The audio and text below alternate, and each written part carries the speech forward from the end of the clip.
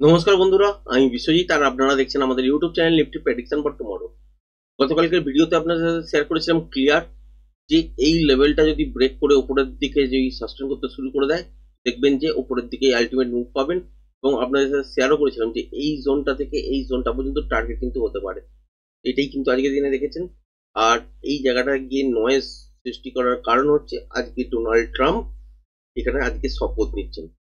তারপরেই কিন্তু মার্কেটের মধ্যে একটা পতন বলুন, উত্থান বলুন দেখতে পাবেন। এবং আগামীকাল আশা করছি যে আবার একটা ভালো মুভ হয়তো আসতে পারে, কিন্তু তার সাথে সাথে নয়েজও কিন্তু প্রচন্ড বেশি থাকতে পারে।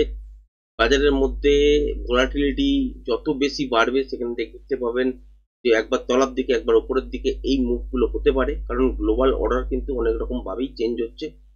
শপথ দেওয়ার আগে পর্যন্ত দেখতেই পেয়েছেন, যারা একটু খবর দেখেন তারা নিশ্চয়ই বুঝবেন যে ওয়ার্ল্ড অর্ডার কিরম ভাবে চেঞ্জ হয়ে যাচ্ছে। বিভিন্ন জায়গা থেকে বিভিন্ন রকম যেগুলো প্রবলেমেটিক সৃষ্টি করছিল, যেমন ধরে নিতে পারেন একদিকে বাংলাদেশ ইস্যু, একদিকে হচ্ছে আপনার হামাস ইসরায়েলের যুদ্ধ, একদিকে রাশিয়া ইউক্রেনের যুদ্ধ, একদিকে আপনার কানাডার প্রধানমন্ত্রীর পদত্যাগও আসার আগেই কিন্তু এইসব ওয়ার্ল্ড অর্ডার চেঞ্জ হতে শুরু করে দিয়েছে। সুতরাং অনেক কিছু জিনিসই কিন্তু আপনারা এর মধ্যে পাবেন। ইন্ডিয়ার জন্য কতটা ভালো কতটা খারাপ সেটাও কিন্তু বুঝতে হবে। আর এর সঙ্গে সঙ্গে আপনারা দেখতে পাবেন কিরম ধরনের ডিসিশন নেওয়া হয়, তার ওপরই ডিপেন্ড করে মুভ কিন্তু আগামী কয়েকদিন আপনারা দেখতে পাবেন। তারপর আস্তে আস্তে স্টেবল হবে এবং তারপরে আপনারা নর্মালি যেরকম বাজার চলে সেই রকম স্মুথ কাজ করবে। তার আগে পর্যন্ত যতক্ষণ না ট্যারিফ ইন্ডিয়ার এগেনস্টে লাগবে কিনা সেটা একটা বড় এক্সপোর্টের জন্য আমাদের কাছে সুরা হতে পারে। যদি দেখা যায় যে কোনো ট্যারিফ লাগানো হয়নি, আবার যদি উল্টো দিকে যদি দেখেন যে চায়নার ওপরে কোনো ট্যারিফ লাগানো হয়েছে, তাহলে আমাদের এখান থেকে এক্সপোর্টের গ্রোথ কিন্তু বাড়বে, সুতরাং পজিটিভ সাইন হবে। আবার যদি দেখা যায় যে ইন্ডিয়ার ওপর আর চায়নার ওপর দুজনের ওপরই ট্যারিফ গ্রোথ লাগিয়ে দিল, তাহলে কিন্তু আমাদের ইকোনমি কিন্তু নেগেটিভ ইম্প্যাক্ট ফেলবে, কারণ আমাদের মাল বাইরে যখনই এক্সপোর্ট হতে যাবে সেখানে যে ট্যারিফ লাগানো থাকবে সেটার উপরেই বিক্রি হবে। সুতরাং যখন দেখবেন একটা কস্ট অনেকটা বেশি বেড়ে যায়, সেই জিনিসটা কিন্তু বিক্রি হয় না। যেমন করে আমাদের এখানে ধরুন গাড়ি সেক্টর, যেরকম ফোর হুইলার সেক্টর যদি বলেন, সেখানে অনেক ভালো ভালো দামি দামি কার আছে, যেমন ফরচুনারই ধরতে পারেন, বিএমডাব্লিউ ধরতে পারেন। এগুলোর ওপর কিন্তু প্রায় 100% ট্যাক্স দেওয়া থাকে, ট্যারিফ ধরা থাকে। সেই জন্য ডবল দামে কিন্তু আমাদের এখানে যারা যারা কেনেন ইম্পোর্ট করতে হয়। সুতরাং বুঝতেই পারছেন, এটাই যদি ট্যারিফটাই যদি জিরো হতো তাহলে হাফ দামে কিনতে পাওয়া যেত, বা যদি 5% হতো 5% কস্ট বেশি দিয়ে কেনা যেত। কিন্তু এটা যেহেতু 100% ট্যারিফ লাগানো থাকে, সুতরাং কস্টটাও কিন্তু অনেক বেশি বড় হয়ে যায়। এবার যদি দেখেন যে ইন্ডিয়ার ক্ষেত্রে এই যে ট্যারিফ লাগানো হয়, কারণ কি আমরা হচ্ছে গ্রোয়িং কান্ট্রি, তো আমাদের কাছে এই ট্যারিফ গুলো লাগানোর পেছনে কারণই হচ্ছে যাতে আমাদের দেশীয় সংস্থা যারা আছে তারা গ্রো করে।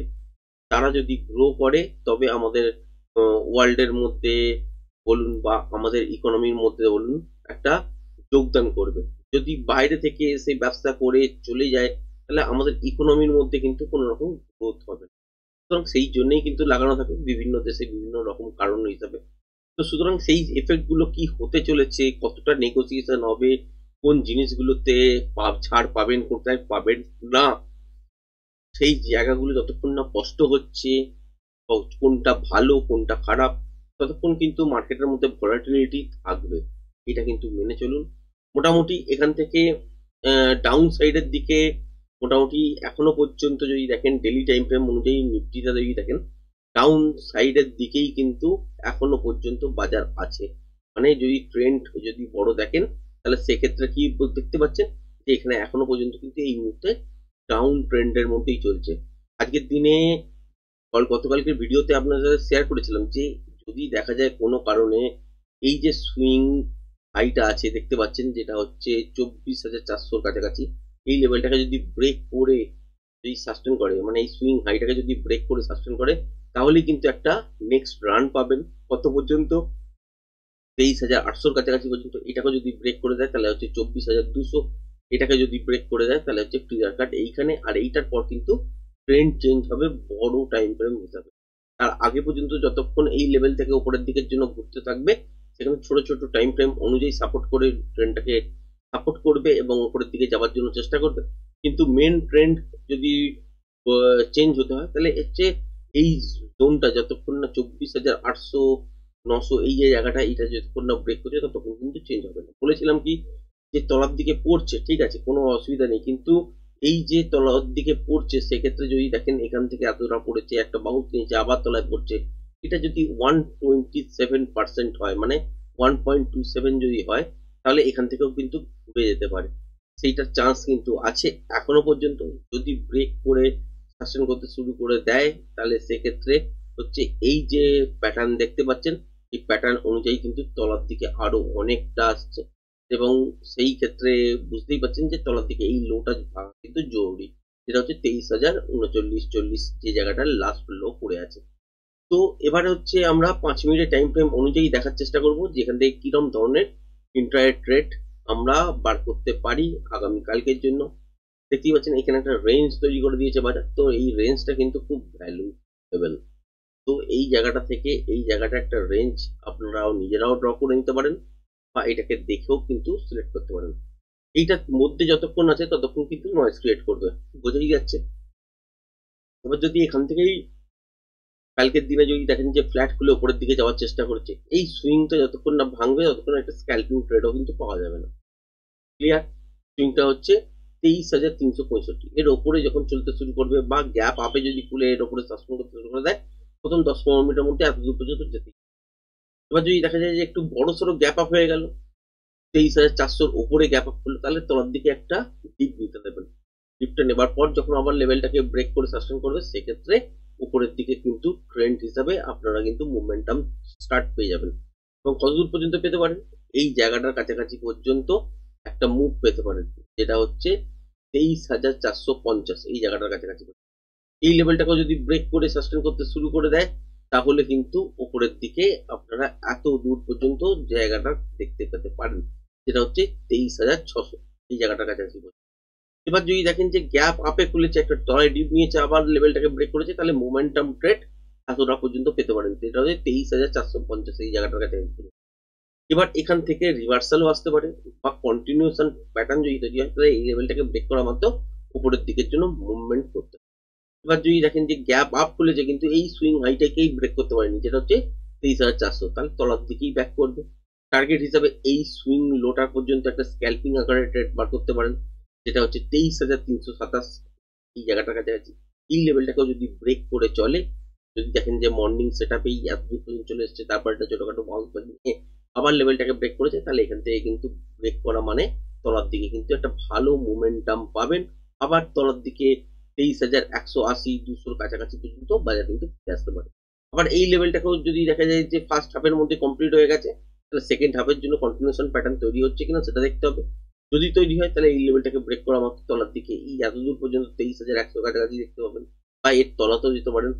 এটা প্রজেকশন লেভেল অ্যাকচুয়ালি দাঁড়াবে, এই অনুযায়ী কিন্তু টার্গেট হবে। তার জন্য আপনাকে কিন্তু লাইভ মার্কেটটাই ওয়েট করতে হবে, লাইভ মার্কেটের মধ্যেই প্রজেকশন লেভেল সেট হবে। এবার এবার যদি দেখেন যে এই জায়গাটা থেকে রিভার্সাল কোনো প্যাটার্ন তৈরি করছে, তাহলে এইসব জায়গা ব্রেক করবে না, তারপর এখান থেকে উপরের দিকের জন্য আবার মুভমেন্ট হবে, বা এই রকম নয়েজ সৃষ্টি করে একটা জায়গার মধ্যে বাজার কিন্তু রেঞ্জের মধ্যে। ক্লিয়ার? ব্যাংক নিফটির ক্ষেত্রেও সেম সিচুয়েশন বন্ধুরা। ব্যাংক নিফটির ক্ষেত্রেও যে লাস্ট যদি দেখেন যে নিফটির ক্ষেত্রে যেরকম রেঞ্জ তৈরি করেছে লাস্টের দিকটা, ব্যাংক নিফটির ক্ষেত্রে সেটা হয়নি, কিন্তু মুভমেন্ট অনেক স্লো হয়েছে। তো এই জায়গাটা কিন্তু একটা রেঞ্জ হিসাবে আপনারা ধরতে পারেন কালকের জন্য। ঠিক এই জায়গাটা থেকে এই জায়গাটা পর্যন্ত এটা একটা রেঞ্জ। এই রেঞ্জটার মধ্যে যতক্ষণ বাজার ফেসে থাকবে ততক্ষণ নয়েজ ক্রিয়েট করবে। এর মধ্যে যদি দেখেন যে ফ্ল্যাট খুলেছে বা ছোটখাটো গ্যাপ আপ খুলেছে, খুলে তলার দিকে আসার চেষ্টা করেছে, এই সুইং গুলো ব্রেক করেনি, তাহলে এখান থেকে স্ক্যাল্পিং ট্রেড উপরের দিকের জন্য নেওয়া যেতে পারে। তাও রিভার্সাল যদি সাইন দেখেন তারপর, তার আগে কিন্তু নিতে পারবেন না। যদি দেখেন যে গ্যাপ আপ খুলেছে এই সুইং হাইয়ের কাছাকাছি, যেটা হচ্ছে 49,600-650 কাছাকাছি, তাহলে এখান থেকে রিভার্সাল সাইন দেখার পর শর্ট করতে পারবেন স্ক্যাল্পিং আকারে, টার্গেট এই জায়গাটার কাছাকাছি। যারা স্ক্যাল্পিং করতে জানেন না তারা এই জোনটার মধ্যে ট্রেড করতে যাবেন না। ক্লিয়ার যদি দেখেন যে গ্যাপ আপ হয়েছে 49,700 ওপরে, তারপর তলার দিকে একটা ডিপ নিতে পারবেন। ডিপ নেওয়ার পর যদি দেখেন যে 49,700 এই লেভেলটাকে ব্রেক করে সাস্টেন করছে, তাহলে কিন্তু উপরের দিকের জন্য আপনারা 50,200 পর্যন্ত টার্গেট উপরের দিকে পেতে পারেন। এবার যদি দেখেন যে ফ্ল্যাট খুলেছে, খোলার পরই এই লেভেলটাকে ব্রেক করে দিয়েছে বা গ্যাপ ডাউনে খুলেছে, তাহলে একটা রিটেস্ট করতে দেবেন। রিটেস্ট করার পর আবার লেভেলটাকে যখন ব্রেক করবে, সেক্ষেত্রে এখান থেকে কিন্তু তলার দিকে টার্গেট আপনারা 49,000 এই জোনটার কাছাকাছি। যদি ফার্স্ট হাফের মধ্যে ঘটে যায়, তাহলে দেখতে হবে যে প্যাটার্ন অনুযায়ী কন্টিনিউশন ট্রেড বেরোচ্ছে কিনা। যদি বেরোয়, তাহলে কন্টিনিউশন ট্রেড এই লেভেলটাকে ব্রেক করার পর আবার কিন্তু শর্ট করতে পারেন, এবং এই যে গ্যাপটা দেখতে পাচ্ছেন, এই গ্যাপটাকেও কিন্তু বাজার ফিল করবে এবং 48,500 কাছাকাছি পর্যন্ত টার্গেট আবার কালকের দিনে দেখতে পাবেন। আর যদি সেটা না হয়, যদি দেখেন যে এই লেভেলটা কাছাকাছি এসে রিভার্সাল কোনো প্যাটার্ন তৈরি হচ্ছে, তাহলে এখান থেকে কিন্তু আবার উপরের দিকের জন্য মুভ করতে শুরু করবে বা একটা নয়েজ ক্রিয়েট করে একটা রেঞ্জের মধ্যেই বাজার কিন্তু পেয়ে যাবে। আশা করি ভিডিওটা পছন্দ হয়েছে। ভিডিওটা যদি পছন্দ হয়ে থাকে, চ্যানেলটাকে অবশ্যই লাইক শেয়ার সাবস্ক্রাইব করবেন। আজকের ভিডিওটা এই পর্যন্তই। ধন্যবাদ।